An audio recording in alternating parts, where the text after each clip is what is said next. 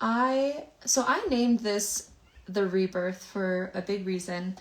Everyone that's had this medicine, Iboga, knows that it can be such a big rebirth because it is literally a big reset. Now, this leads into the next question, is like, what is Iboga and what it isn't, right? At the end of the day, Iboga can never make you do anything. It can't make you change your life. It can't make you make different decisions. It can't make you have different thoughts. All the Iboga really can do is give you a big mirror to look in at yourself and really experience yourself, to experience your choices, your life, reflect back on things, why you are the way you are. And this is such a big part of what the Iboga does. Now, what also does it do? It's working with you in your mind, your body, your soul. On a soul level, that's spiritual, right? Our intuition, you can also call it, or just that sense of knowing, however you want to really see it. But Iboga goes in and it detoxes. It detoxes your mind, it detoxes your body. And we have this, science, Iboga is very new. So science is still researching. There's a lot of new stuff. There's a lot of things also on Iboga, which I'll get into further later. And this is actually the most misconception, is there's a lot of more research on Iboga than there is Iboga. But Iboga is one of the alkaloids in Iboga. And so when it comes to Iboga, it's studied that it can help with the neuroplasticity, the neurotransmitters in your brain. It can support a nervous system reset. It's also changing your dopamine levels, which increases your motivation, your serotonin, which changes your mood, right? Your feelings, your state of being. And then last, the glutamine, which is all around the learning. And of course, these are just a few examples I'm using. There's a lot more that Iboga can actually really support and help, that they're still having research, and science is still catching up on the research and really studying and understanding how even long the window of the neuroplasticity lasts. Right now, they know that it's lasting 5 months and still going on. They don't even know really where the end is, and the research isn't up to date yet. And so there's a lot of research that's going on. This, and you'll learn as you guys, you already know, but the ones that are tuning in and learning from me, I weave things together. I don't do bullet points. These are the topics that are going to be spoken, but they are woven together because this is essentially Iboga. So I'm in the research part of it, which the neuroplasticity is what sets this so far apart. Because I did other things. I was in the healing field for like 6 years before I found Iboga, 7 years. And things worked. There were definitely changes I was seeing. I was changing in some things, but I was still unstable. I'd be really good. I was like a high functioning depressed person. There'd be moments that it seemed like I was really good. But the moment everything settled, it was like this depression would set in. And I was like, what is still going on? And I actually really had my own addiction to healing, where it was like I was always analyzing myself, trying to figure it out, trying to figure things out. And through my experience with Ibogas, it really showed me how that one was my way of keeping myself quote unquote safe and in a box, because I was actually afraid to go experience life. I was afraid to go out there and mess things up or have these experiences, and it was safer to stay in the healing and keep looking at the past. But the truth is I was just keeping the past more alive, continuing to do this. And so what Iboga is it's also a huge teacher, right? It's all of these things, but it's also here to teach you. And part of the way it also teaches you is that usually when you are receiving Iboga, if you're doing it in a safe way, you have a provider, and you'll learn more about our retreats, but there's always a provider, and we provide different teachings that actually come from Bwiti. Now, Bwiti is just the tradition that holds the Iboga itself. This tradition has been going on for thousands and thousands of years. And Bhuiti study life. They have studied people, they study life, so they have known things for thousands of years, and they pass on these teachings that don't come from people. They actually comes from Iboga. They see Iboga as a teacher. And as you have it in you, you actually start to receive that. You receive all these insights, these realizations about yourself, about life. And it doesn't just start in the retreat, it actually continues through your integration. That integration process can be around 6 months. And so when you're actually listening, you start to learn from your own life. Now, what Iboga isn't, is it's not a magic bullet. It's not a magic pill. It's not going to just change everything for you. It will help you. And one of the ways that I love talking about that it does that, it's the best medicine to heal the mind. Now, if you think about it, our mind really is a computer. This is the best analogy I can give you to understand the mind. In every aspect, the mind really mirrors a computer. Really, I think people actually were like, how can we make this system? And they literally copied the mind. It's a hard drive. It keeps information. So it's been keeping information since you were born, even in the womb. So the moment you were conceived, really, up until now, you've been carrying all this information. Well, there's certain moments in life that things happen. We get impacted by things. Not only that, but in our childhood, actually, when we're young, our brain is like the sponge. We're absorbing life. We're learning from life. And anyone that has children or has been around children knows that children actually will copy everything you do. This is the start of a lot of some people's problems, and also the start of really creating these habits and who we are and these essences inside of us, because all of that stuff gets stored in our unconscious. We don't remember a lot of these things that have happened to us when we were from 0 to 6. We might remember little memories, but most things we don't remember. But we've actually been emanating and literally copying our environment. You'll watch that as a 2-year-old, as they turn into a toddler, they start saying everything you say. They start doing everything you do. They want to follow you around. And if you're washing dishes, they want to help. If you're doing this, they want to do it too. Because this is part of our own development in life. Now, what we don't some people don't understand is that over time, let's say there's a child at 6 that has a certain thought. And this is, again, kind of breaking down the brain and the mind and how it really works. We are the creator of our own thoughts. And this is really what sets apart Iboga from other therapies, self-help, and other work out there, is because it really works on the mind in a different level. I can help you find, unconscious beliefs all day or this and that, but to actually mirror it to you, and also, we'll go to it in a second, but desensitize you from the old familiar. But let's break it down from the start. So at 6 years old, you have a thought that you're not good enough, let's say. Well, that thought that you're thinking, if you think it at 6, and let's say it's from your environment and what you're interpreting, you keep thinking this thought, well, usually you have a feeling that's associated with it. So thought goes into feeling. You start feeling a certain way. So now you feel, I don't feel I'm enough. So that creates a negative feeling. Well, we naturally take action or inaction from this. So if you think you're not enough, you're going to take negative action.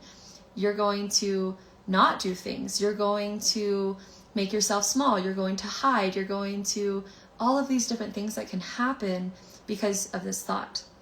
Now you keep thinking this thought. You keep feeling the same emotions time and time again. Now you've actually trained your body into a habit that it doesn't need the thought anymore. You've actually programmed your body to continue operating in this way. This is where some people have heard of somatic work and these different things and why people do somatic work. But this takes it a step further, because you have now built yourself a habit. That habit repeated and repeated over time. Now you're 16, 26, 36, and you think it's just who you are. You think it's a part of your personality. This is how you've been all the way until you can remember. And so people get stuck here. and they wonder why they're suffering or having misery or can't get past things, or they're like, I'm not thinking anything, I'm just reacting, it's just how I'm doing it. Well, because it started a long time ago. And so Iboga really helps us to, one, see those things, and it does this in a few ways. The integration, in my experience with all the people I've seen, is the most important part is the integration. Because what Iboga does is that you go back into life, and all of those ways of being have been so familiar. You've built a system that operates by it. Your nervous system, actually, you can take someone that's been in chaos their whole life, and their nervous system, because they've been in it, they've built a tolerance where now if they're in chaos, their nervous system's fine. They're not dysregulated. They can thrive in it, actually. But you take someone that hasn't been in that, you put them in that environment, and their nervous system, they're freaking out. They have their anxiety. They have all these like adrenaline running because there's danger. Now, what Iboga does is someone that has been, in one sense, lying to themselves or building these ways, negative habits, let's say, or negative ways of being, self-deprivation, self-abandonment, putting up with shit, or being in chaotic environments, right? It's easier to see in other people, but when it's ourselves, we have like our own blinders on. We don't see ourselves. This is why it's so important to have someone to support you. But yeah, we can see the person that keeps choosing the chaos or keeps going to the abusive relationship, keeps doing this, and we're like, why? But why would you do that? We can see clearly, but they have those blinders on. Their body is so used to it. They're in the familiar of this environment that they can't even see it. They don't even know why they're miserable. They just keep repeating and doing it and doing it and doing it. And honestly, this is the part of where I would call that actually an addiction, when you can't actually break those habits. It's not just substance addiction, guys. We have addictions all over the place. We just, because we're high functioning, we can hide it better, or we can make excuses for it. No, this is actually becomes an addiction now that you need to break. And this is why this medicine has been known for addiction and really helping addiction, but it's not just substance abuse. There's way more to that. So you take the integration part, you go into retreat. Retreat's great. I think there's a lot that can happen in it. I'll break that down in a moment, but again, the integration is where everything really happens. Not because you're integrating the retreat, no, because the Iboga, this medicine, actually brings all of that familiar tolerance that you've built. Let's say it's the chaotic environment. It brings it back to its normal state. It'd be like putting a baby in that environment. Well, a baby's going to naturally respond and be like, danger, I don't like this environment, get me out. It actually helps you to resensitize you in the ways that you need to be resensitized. This is what sets it apart from all of these different modalities we have in the West, because this was my own problem that I experienced. This is why I realized why Iboga can really support and help people, because I didn't even notice that I was choosing certain things. I would put up with a lot of shit from people or take in a lot of things for different reasons, right? We all have our own reasons why we do it, whether it's sense of security, sense of validation, love, approval, you can name it. And this is actually us repeating. It's like a child, honestly, because as a child, we did this for our sense of security or love or safety, these things. But when you can continue to do this now as an adult, it's kind of like junk food. It works for a moment. You get this false sense of safety, but it doesn't actually work. It's not sustainable. It doesn't work in the long run. Now as an adult, it's learning to, one, yes, to grow up and to actually have real security, not from our external. That comes from an internal job. And so in this medicine, we work all on the internal. Yes, you might change your environment naturally. When you change, your environment changes, but it's all about starting with you first. And so we really work on the internal, going inside to help and support someone and what they need. And as moving into providers, now every every retreat and Iboga experience, we, in the way I was trained, we always recommend having a provider. It's the most safe way. You're also having someone that knows this medicine, knows how to navigate it, also knows how to heal themselves or get themselves out of certain things. And that is the only way that someone's going to be able to help you, is that they've navigated themselves. If they haven't navigated it themselves, how can you lead someone somewhere you haven't been? So this is also part 2 in the like provider part, is you need to know who your providers are. If if they're struggling still in their life, it's not a bad thing. We're all going to have ups and downs. This is life. But if they don't know how to stop people pleasing or stop controlling or stop this or that, and that's your issue, how are they going to lead you into it? They might not. So it's good to know who you're getting involved with.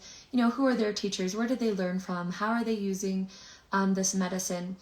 Every provider should be asking you for a medical screening. They should be screening you yourself to make sure that you're a mentally stable person. Now we'll move into a little bit of the safety of Iboga. This medicine is very safe for a healthy body person. And then the only things that start to become counteractive is when we start talking about substances and medicines and things people are taking. But if you have a well-trained provider, they're going to ask you for all that information. They're going to educate you and tell you and lead you where you need to go. If you're someone that needs a detox because there's addiction or medications in it, they're going to lead you to there. They're also going to ask you for a thorough health assessment. You want to make sure you're getting that, because this medicine is safe, but you do have to have a healthy body. You're not going to give someone that's super unhealthy something like this. Now, unhealthy is more about, we're really concerned about our heart, making sure you have a healthy heart, you have a healthy liver to process, and there's a few other things they're looking for. So this isn't just, oh, I eat junk food, I'm not healthy. No, there's more to it. So you want to really know who you're going to, really have that.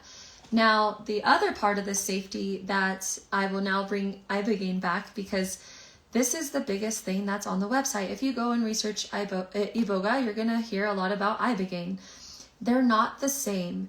And I want to really help people understand that, because they are two different things. As much as Iboga has ibogaine in it, it's one of the alkaloids. Ibogaine is being extracted out of the Iboga, and you're getting it at a higher dose. So it actually becomes cardiotoxic to the heart. This is where people worry about their heart, or they're going to, like, something could happen to them. That's actually on ibogaine, and that is done in a clinical setting, because what happens is the QT of the heart valve actually is staying open for too long, which can cause problems. Now, when you take Iboga, it has ibogaine in it, but it's a very small amount of it compared to the ibogaine. And you also have all these other alkaloids that actually support. So when the QT valve opens, it shuts, because there's all these other alkaloids that are supporting the Iboga itself. It's healthier. It's more stable and sustainable, and you have the spirit of the medicine in there to teach you, to stay with you. And so just know that if you go on and research, be mindful of what you're researching, because there is a lot on there, that there's a lot of misconceptions, there's a lot of ideas. This is also what leads me to separating it from this idea of plant medicine. You'll hear me, I don't call it a plant medicine, I don't call it a psychedelic, a hallucinogen, all XYZs, because what that does is it puts it in a box. And now that it's in this box, because as humans, we want to understand things, of course. We're doing it for our safety. We want to naturally understand. So we're like, okay, here's the box of similarities and why it's this. But what that does is it actually starts to build your own expectations. And when you build these expectations, you actually miss what's going on in your own experience, because you're looking for something to happen.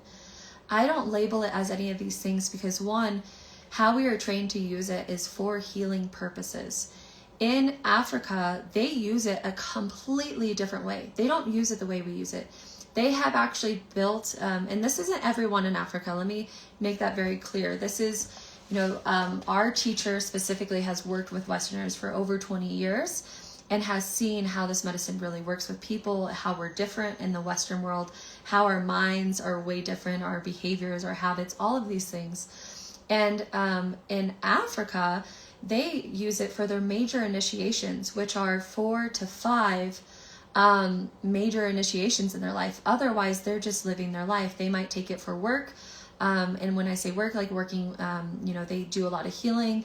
They use a lot of plants from the jungle to heal. So they'll take a little bit of it for that. But as far as taking anything more than a little bit, they're not doing that unless they're having a big ceremony and initiation.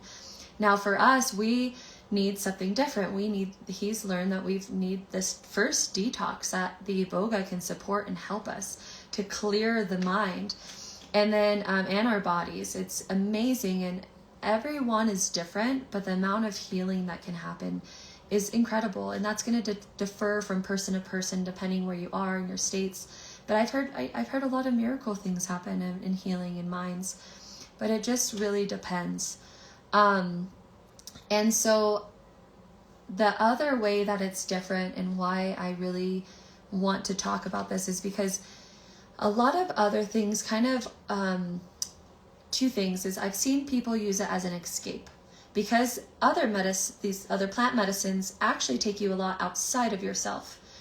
And for some people that can be very opening and, have these different experiences, and that's great. But we're using it for healing purposes. If you're trying to heal here, you don't need to be going anywhere. This isn't about escaping. Actually, what Iboga does is give you a big mirror to look at yourself. It makes you go inward. This isn't about exploring anything outside of yourself except for you. So it allows for that space for you to really see yourself and look inward. Now, I want to talk a little bit about the mind and how it's supportive. I had on there, why is change so hard? Well, part of the reason also why change can be so hard for people is we have this mind that we don't understand how it really works. We think a lot of times that we are our mind. What's going on in there is all ours. If we think a thought, we think it's real, that it's valid, that this is who I am. But no, actually, you weren't born with this mind. You created this mind over time. Again, you just forgot where it all started. And again, using the computer as a great analogy, you have all these programs that you've programmed into your mind, and you're just going off of your operating system. So we all know social media for this. There's these algorithms nowadays that they watch what you look at, they watch what you like to post, or what you're clicking on, and XYZ. Well, the mind does the same thing. It's like, oh, you think about this thing a lot. Let me give you more of it. Oh, you like to think negative thoughts about yourself? Here, I'll serve you more of it. And so what it's doing is it's actually taking orders from you and listening and giving you the feedback that you've been given it. But again, some of these programs you programmed so long ago, you don't even remember when it started. And now you feel like you're overconsumed by your mind and what's going on.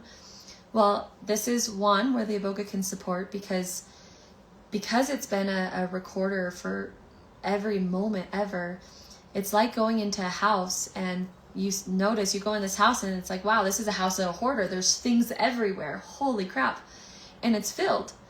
Well, the Iboga goes, okay, we're going to start getting things out. The things that you don't need, we're going to start sifting through. And it starts to create more space in the mind. And then beyond just creating space, once there's space, you actually start to see what is left, right? You can't organize and beautify your house when there's literally boxes of stuff everywhere. It's just not going to happen. This is why people get lost. It's like you're in the ocean of shit and you can't decipher where to go. It cleans it first. And then once it's clean, you start to see what's actually still stuck. Oh, there's some things over here. Now I can actually see clearly, right? My attachments that I might have, my ways of being, my thinking that's keeping me in this misery of looping. And so when that is available, that's where we can really come in and serve and help someone to understand themselves, what's going on, and choose a different way. But the other thing is, when that happens, a lot of times, why is change so hard? we're attached to these old ways of being. We've done it for so long that it's kind of, you can call it like intertwined into your nervous system. You're scared actually of letting this thing go because the unknown is fearful. You don't know what's on the other side. So that other side is scary. So you'd rather stay with the familiar past. And because there's no discomfort in what is familiar, if you've already done something time and time again, you don't have any discomfort. And why can change be so hard? Because a lot of people avoid the discomfort. They also, and again, the familiar isn't uncomfortable, even if it's chaos and they're miserable in it. They're used to it. And again, Iboga helps strip that away. It's not going to be familiar and comfortable anymore. This is why it's the best support for change. Now, coming back to, I lost my train of thought.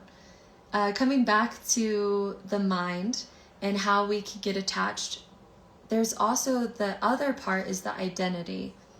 We start to really think this is who I am. Someone that's, let's say, I think people pleasing is a great one because I definitely fell in that category. I can understand it. But I had to understand not only, okay, I could see I was people pleasing. I can see I was actually attached to this way of being, but why, not only why, but what was, you'll hear me if you're around me enough called there's wires that get twisted.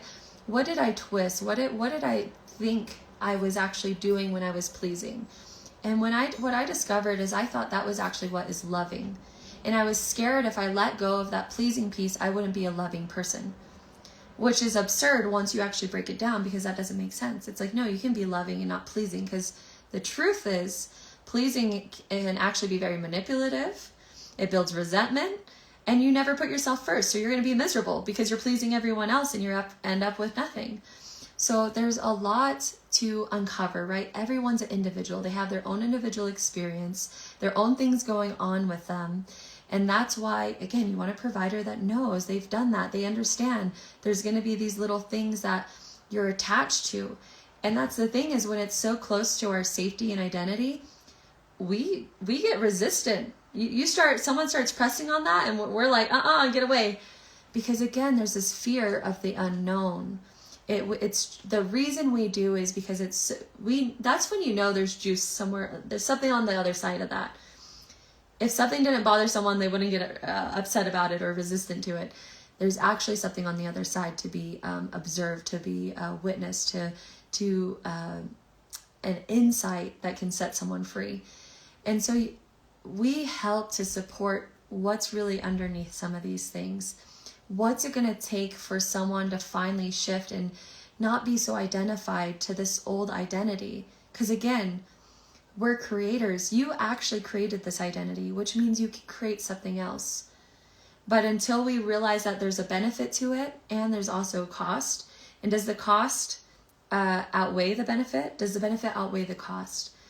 Will we actually change? This is where I love the saying, a lot of people won't change till they're sick and tired of being sick and tired. Yes, that is one way, but you can also be inspired by something that you're just so done with what's been going on, that you're inspired by something that pulls you forward. There's different ways in which we decide to change. I used the example earlier this morning that when people have kids, there's a shift overnight when they finally have their first child and they grow up, because they realize that there is another life that is dependent on them. And all before them, we've seen this in different people, struggling, hard, you can't, having their own problems, whatever. Then they have a child and all of a sudden they get everything together. What was that? What is that a magic pill? No, they made a decision to actually, because of what they were inspired by, motivated by, their target of moving forward, they were like, yes, this is worth it. I am going to change. A lot of times we stay stuck in our own boxes that we don't know what's worth the change. Why even do it? What if it's not even better on the other side? And sometimes this is what we're unconsciously thinking about. And this is why it's good to bring it up. This is why it's good to have someone else there to help you pull these things out and realize why you've been continuing to choose the same thing, to continue to choose the thing that's actually creating your misery. And then the last thing that why change can be so hard is we create habits. Habits are something we've done time and time and time again. And sometimes we get lazy. We don't want to put in effort for a new way of being, because to create a new habit takes effort. Eventually, actually, the effort would stop and it would just become a new way of being, but you got to put in the effort and the work first.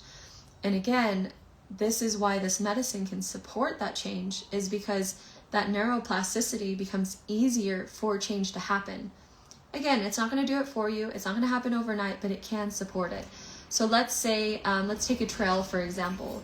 You're walking on a trail that's been walked on for years. Well, that trail is going to be paved pretty well. Now you take 20 years, it's going to be really in there. 30 years, it's paved. Like that thing, you don't have to even do anything. It's there. Well, when you have this medicine, what it starts to do is it allows that forest to come back. It allows the nature to come back and take it over, so that pavement isn't so ingrained. But guess what? You're human. You might make a mistake. You might walk on the trail again and then realize, oh yeah, I don't want to be on this trail.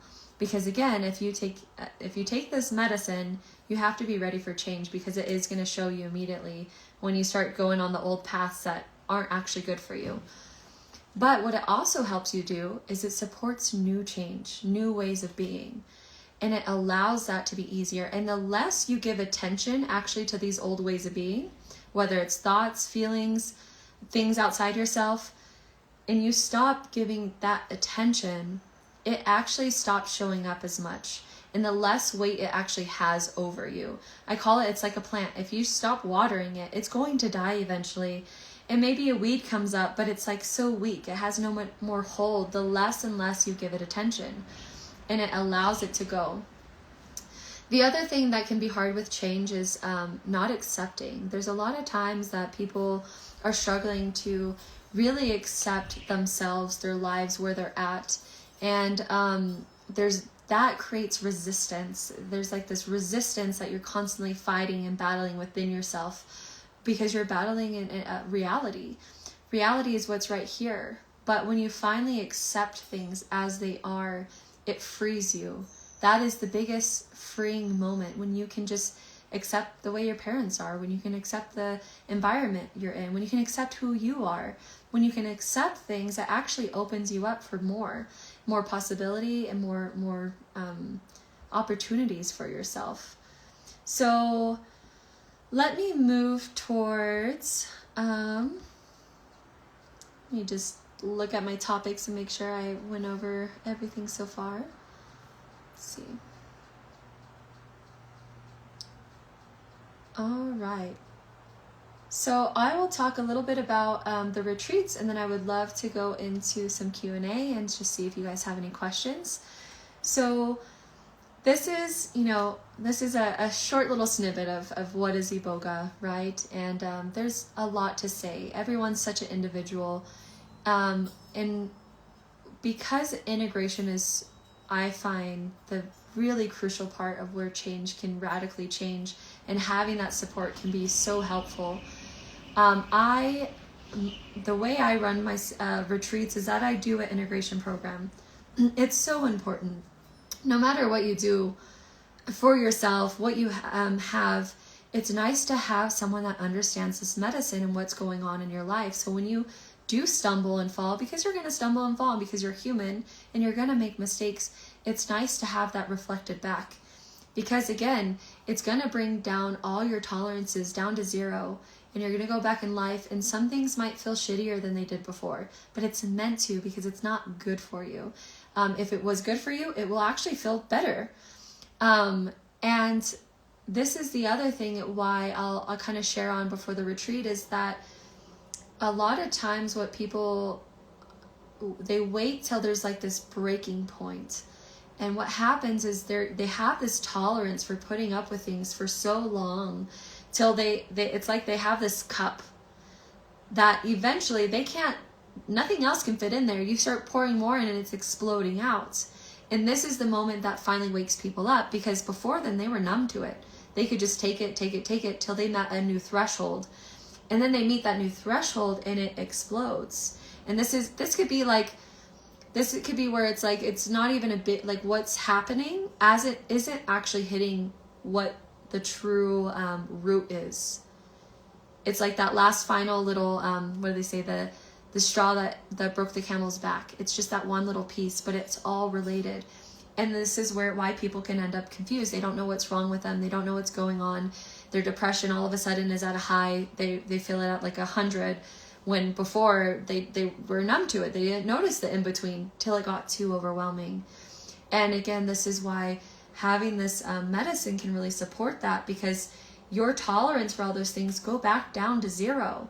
So the first time you experience it, it's not going to feel pleasant. And the next time you do it, it's going to feel even heavier. And if you do it a third time, it's really going to feel heavy. And that integration support during that time to understand what's going on can be so supportive for people. And to me, this is really what sets apart mine. Is I really really value integrity and effectiveness and thoroughness. And so part of that for me is doing an integration. So the retreats itself, I will speak to general and then my own as well, right? Generally, you might find people that are doing 2 ceremonies over like about a week long. And usually someone asked me this morning, how much are those usually priced? And they're around $3,500, but it really depends on who you're going to, the center, the amount of people. Everything is really dependent on each provider and individual. Now, retreats and how they're broken down in the tradition that we're trained in, and this is anyone that's gone to Mugenda's village and really learned this, using Iboga for this healing experience. There's always 2. We never just do 1. It is a commitment, but if you really want to change your life, it's worth putting in the time. You didn't build all this overnight. You're not going to just let it go all overnight. You're going to have a good release. You're going to have a lot of things. Some things do just go, but then there's other things that take work and time to rebuild. Your mind is a computer. You got to put in all these new programs that you want. Otherwise, sometimes you just don't even know what it's like to not be doing these things anymore. Who are you when you're not this person that's obsessed over your old life and all these things in your life? What's beyond that? And so these retreats, the first ceremony that you get is called the detox. And that detox is really going in and supporting you to detox your mind, to detox the body, and you spiritually. And we never end there, because it's like, it would be like leaving in a half, you get the half of a job done. Doesn't work. You also need to be supported in your own healing now. So this part is where we work on what's actually going on with a person. Now that, again, all this stuff's out of the way, what's really stuck in there? A good provider is going to be asking you questions and really interrogating in a good way to really understand where you are in your life and what type of changes you might need. And also using the teachings to support you, to give you guidance on how to keep moving yourself past things when they come up. And you want someone that's also a good teacher, because it's different to share information, and we in the West really value information, but knowledge that's not experienced or known in the body, in our soul, in our being, is equal to 0, because then it's just things that we know but we actually don't do. Because if you actually knew it, you would do it, you would apply it. To me, if someone can say something but they're not doing it themselves, they don't actually know it for themselves. They just have knowledge. Knowledge is one thing, but wisdom is another, and that's more effective, is having actual wisdom to apply inside yourself and in your life. And so that second retreat or ceremony in the retreat is going to be really beneficial. Now, I recommend, if people can really set away the time, do a third, have 3 ceremonies. It is over a course of 10 to 11 days, but it's so worth it, because there's a lot of things that you have to look at and really start to get and uncover. And there's only so much time we have with a provider or with our clients. Whether you're in a group setting, you're in a 2-on-1 or a 1-on-1. Everyone's doing something different. So when you have that extra third one, it allows for even more to be uncovered and get you ready to go back into your life. And then your integration starts. And again, the integration is so important. This is where you'll know what still needs to be learned. And this is where you're actually going into life and you're learning from life now. Because not everything's going to come up in your retreat. It's actually going to come up more when you're back in your life.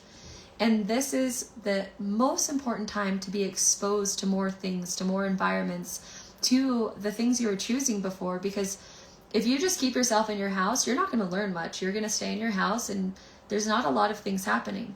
But when you go into life, you get a lot more feedback. And again, this is where working in the integration with people is how much are they actually exposing themselves to different things, to different environments, to different relationships. That is, if you want exponential growth, you're going to want to expose yourself more to more things, knowing what your old patterns were in your past and what these things were, this old identity that we've built, and how are we really going to overcome this? How are you going to move past this? Well, part of it is being exposed and starting to choose new ways of being. And so I tell people, whether you do 2, whether you do 3, that's fine. You'll know though in your integration if you're feel called to come back, because there might be some things that are so sticky you've tried to work on and you just don't know how. That's a great time to probably ask a provider, get support, whether that's during another retreat or that's someone that you can reach out to, whether you're a provider or be in a container where you can actually receive that support and see what you really need. So moving into our next little area of expertise is, what questions do you guys have? I went over a lot and I'm just curious if you guys have any questions so I can leave space for questions as well.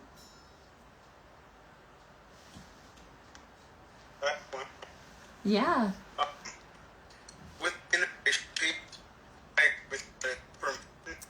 Is he also choppy to you too, Anna? Yeah? Okay, you're a little choppy. If you want to either write it or... Yeah, let me type it. Okay, great. While you're writing it, I'll let Anna go because it looked like she wanted to say. Okay, go ahead, Anna.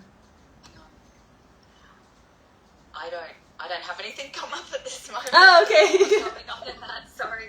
No worries. It was very, very poignant because I've just finished a retreat and she's really, I just do one-on-one at the moment and she's very, saying, I didn't get what I wanted. She actually said, I'm really disappointed with it. Like, she loved the experience where I was nurturing her and, the food and everything, but she said the medicine didn't give me what I want. And I specialise in integration. I've been doing that for 20 years post-detox. So I'm realising I really need to actually really make a point to include this. And you said you do an integration program. Do you charge for that? So it's included in my packages, if you could do 2 things. You could do where, okay, here's the retreat and here's an additional, if you want integration, you could, charge this amount of money. Mine, I decided I don't want to work with people unless I'm doing integration because it's just so important. It's so important to really understand, for someone to really understand themselves. Again, a lot of people do come to this medicine thinking it's going to be this magic pill that's just going to fix everything. And there's a lot that can release, but it's not going to just take things away. And so for people to really have an understanding of what's possible with this medicine, what's also expectations that are unrealistic is important. And also the thing that I've noticed is that, again, it's because people have to now change. And what is their relationship with change up until now? A lot of people's relationship with change is that it's scary, or it was a bad thing, or when something unexpectedly happened, they were unsafe, or they felt in some way not secure anymore, whatever it may be. So sometimes people associate change as a bad thing. And then if you break down, in the Western world, we call it the ego. Well, the ego is supposed to be the self-protective mechanism. This is what we know it as even in Boiti. But you don't let your ego run you. It is there for if there is a tiger outside, yes, it is going to protect you so that you don't get eaten by a tiger. But when we start doing it in our everyday life for things that don't actually make sense, this is where it starts to become a problem. And this is where, fear in the mind actually can create a lot of problems itself. And so, yeah, I think there's a point to help people really understand their relationship with discomfort. If they continue being the same way they are, because here's the thing is that this medicine really makes you look at yourself and see your responsibility to life and how much responsibility you take. And responsibility to your choices and your actions. Those are all ours. Again, we're creators. So we create actually through our actions and our decisions. But based off of our decisions, our life goes in a certain direction. Based off of the choices we don't make and the choices we make. This is also why we can see the people that get paralyzed and they just don't make any choice. So nothing happens. They're just in stagnicity. They just stay stuck because they're paralyzed. And the other thing is, if you continue to avoid discomfort, what kind of life do you think you're really going to live? That means to avoid discomfort means everything will stay exactly as it is right now. Nothing will ever change. And are you truly satisfied with that? Because the thing is there is good discomfort and then there's bad discomfort. Good discomfort is actually like going to the gym. Going to the gym and working out. You're going to experience stress, but it's stress that is good for you. It's stress that's building you. It is actually helping you grow. So discomfort is actually needed. And nature knows this. Nature goes through these stages. You take the caterpillar that is going into its cocoon. It literally turns into goo and then reforms itself into a butterfly. And then it has to, with its power, break that cocoon to actually pump its enough blood into its wings so it can fly. Nature, again, with the seed, it's the same thing. That final break that allows from a seed for a plant to grow, there's like this pressure. And even pressure has been a one that's come up a lot for me lately is there is good pressure and then there is bad pressure. There's pressure that can destroy things and then there's that pressure that creates diamonds. And knowing that difference is actually really crucial. And so helping people realize that they have a very weak muscle for putting up with discomfort.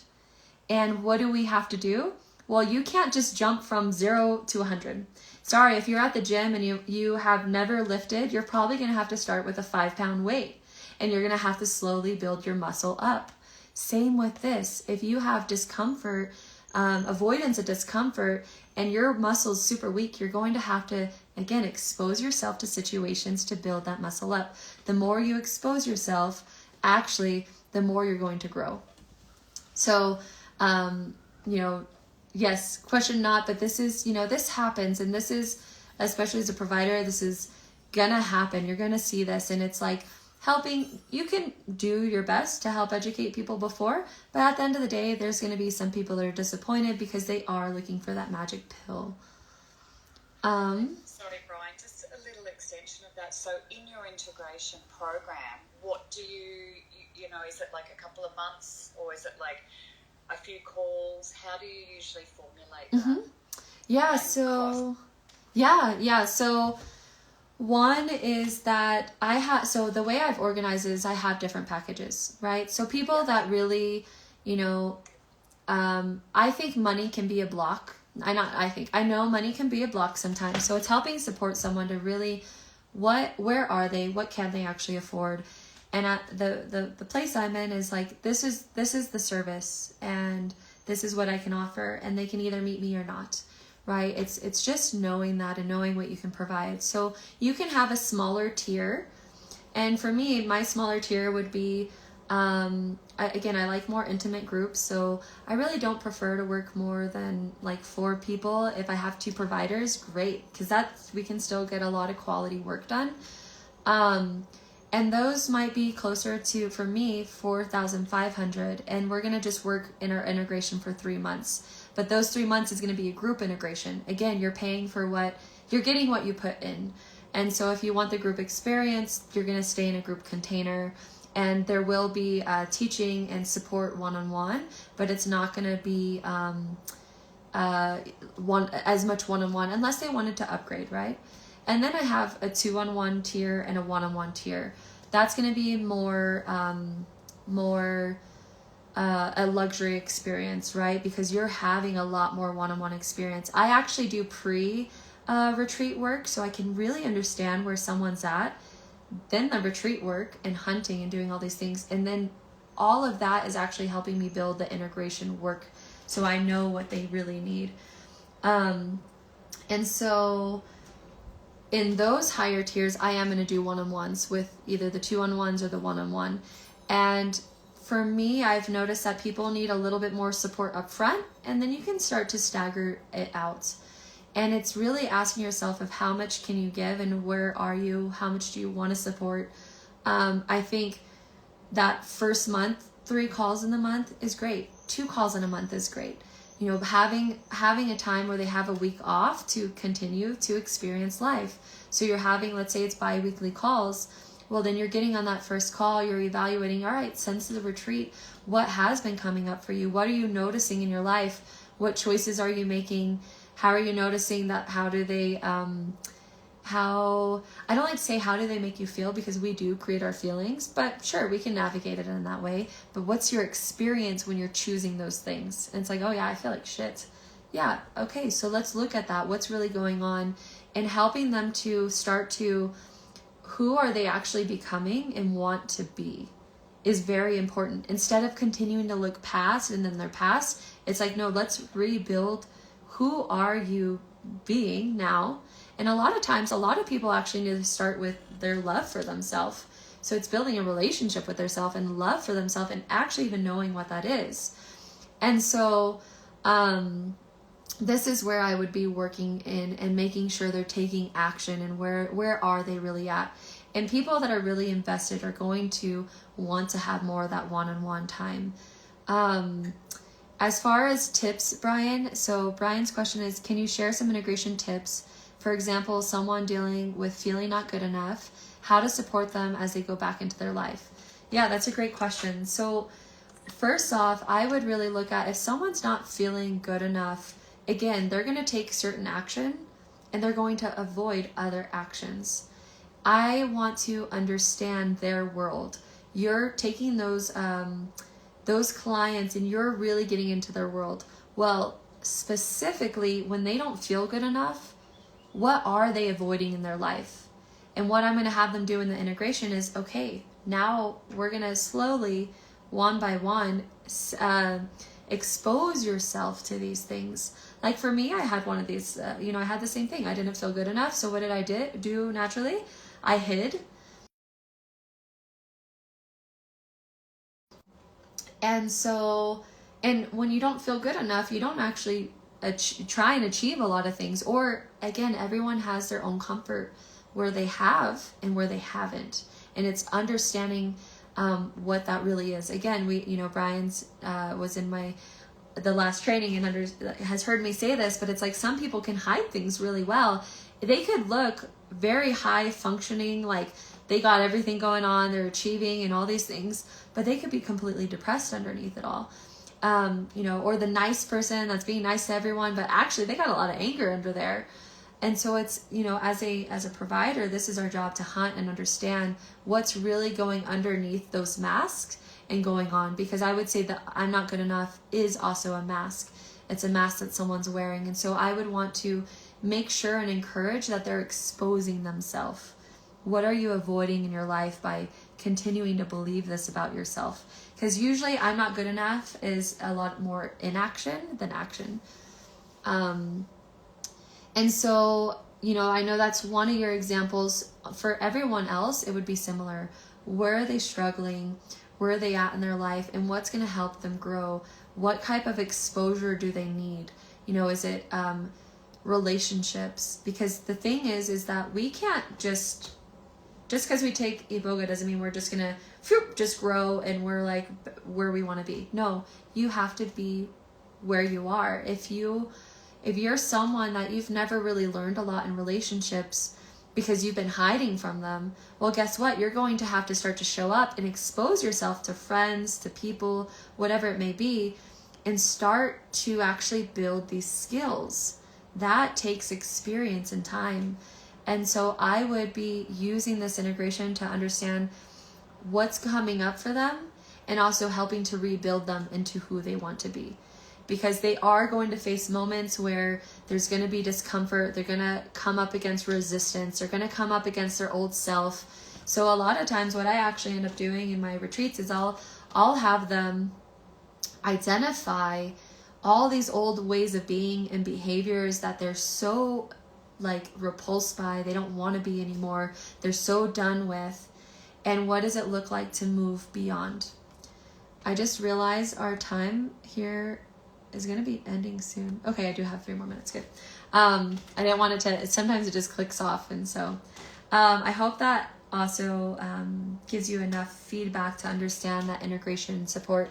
And again, like if you're someone that, like, let's say you're not at a place that you can, like when I started, I didn't do integration because I was serving at such a lower cost that it would at that point be taking from me. And so it was like, okay, this is, if I'm going to meet you at this cost, then there is no integration because I can't for myself do that. And so you have to find where you are and what you need specifically. And you know, you get to decide your boundaries and what you prefer. Is it a phone call, you know, bi-weekly? Is it a video call? Is it check-in text messages? Do they have that access to you? And you build that. Just be clear on what you need. And sometimes that might be you deciding and understanding, well, what do I really need? And you might not know till you get there, till you have the experience of. So you know, especially as new providers, know that there's going to be trial and errors, and those are all actually education. That's teaching you more about yourself. It's not a failure. It's not a mistake. It's, you know, you're going to have mistakes. It's normal, but it's about learning from them. So any other questions you guys have for me? We have like about a minute left before it logs me out. And yeah, I'm super excited you guys could come. Thanks for supporting. And I will have a recording. I guess I'll have 2 recordings because I did do 2. And I do have them on my YouTube. I have a short clip on Instagram, but I'll put them on YouTube and send them out to you guys. So if you need to look back or have reference for people. What was that, Brian? Put me on the mailing list for the next class. Awesome, I will. I think next week there will be one. I will be actually posting that out tomorrow. So, and on Tuesday I'll be doing a client interview. So I'll let you know about that. Perfect. Great. Well, so you're super welcome. Super welcome. Good to see you both. Such a pleasure. Have a great rest of your day. Bye. Thank you. You're welcome.